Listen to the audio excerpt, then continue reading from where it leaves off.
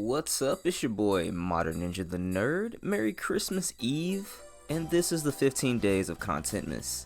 Today's day 14. Tune in, like, and subscribe so you can be here on our last day, which is tomorrow, Christmas. We're close to our goal of 1K subscribers. I love all of you who support me. Join the Ninja fam so we can be the best community of ninjas in the world. Today we'll be talking about the latest chapter of Jujutsu Kaisen. So if you don't want any spoilers like this, save the video for later. You have been warned. Now play my intro real quick.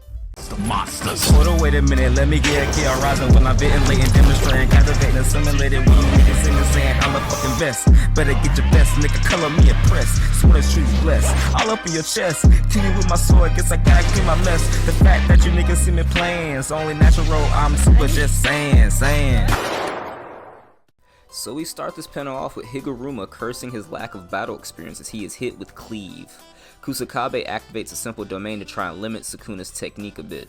Sukuna notices that not only has Yuji leveled up, but they have all leveled up their cursed energy fundamentals, making it a bit more difficult than he expected. Kusakabe's simple domain weakens Sukuna's technique, allowing him to survive the Cleave.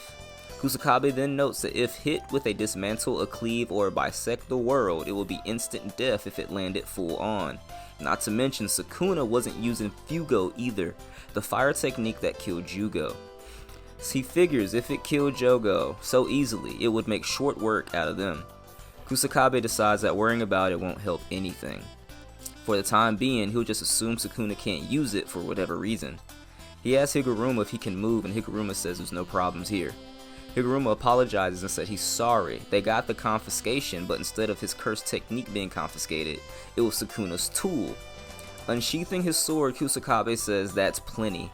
Ending things with the executioner sword seems like the simplest thing to wrap things up. I'll protect you even if it kills me, he says. Kusakabe then makes a face, not believing what he just said. Sukuna gives them props, saying they've at least upped their defense. I'll go for the legs. Next, he says, with a smile on his face. Then we see the best older brother in the world, Choso, firing a bullet of blood at Sukuna. Then Sukuna says, "Shall we have a race, brats?" Sukuna moves so fast, Choso thinks that he disappeared before his very eyes. Then Sukuna impales Choso with two of his arms through the abdomen. And I was not expecting this shit. I think it might be all for our big brother Choso. That wound does not look good. Yuji catches Choso before he hits the ground as Sukuna jumps away. Then our man Ino with the shiesty jumps from the top ropes with Nanami's cleaver in hand. Sukuna blocks it, but the force crushes the concrete under Sukuna's foot. Sukuna wasn't expecting the blow to be that strong, then deduces they're using Nanami's technique as a cursed tool, which I think is pretty dope. I think that's a dope callback to our favorite workaholic.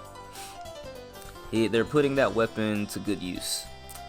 Sukuna then throws a kick that Ino blocks with the cleaver, feeling the crazy strong force of Sukuna as he's thrown back.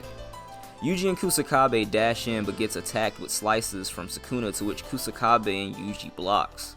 Higuruma slides off of Kusakabe's back with the executioner sword in hand, narrowly missing Sukuna's head, cutting some hair. Sukuna grabs Higuruma's arm and punches him before asking him if he can keep up. He throws Higuruma and dashes to try and get Higuruma alone to deal with him.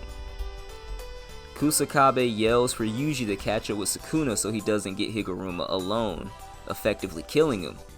Immediately, Yuji realizes that Sukuna is way faster than him, which is wild. Ever since the beginning, Yuji has crazy strength, speed, agility, and durability, to which even Kenjaku says his body is very durable.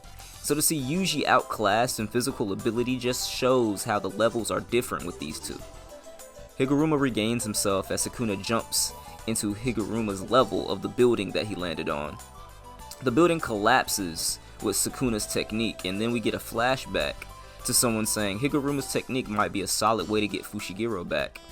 Yuji asked about his technique more, and Higuruma says that the executioner sword will without a doubt kill on contact, but it will only kill the one sentence. Judge Man can differentiate between multiple souls in an incarnated body. That was already demonstrated by Itadori. Even if Sukuna is sentenced and is cut by the sword, they should be able to save the sleeping Fushiguro.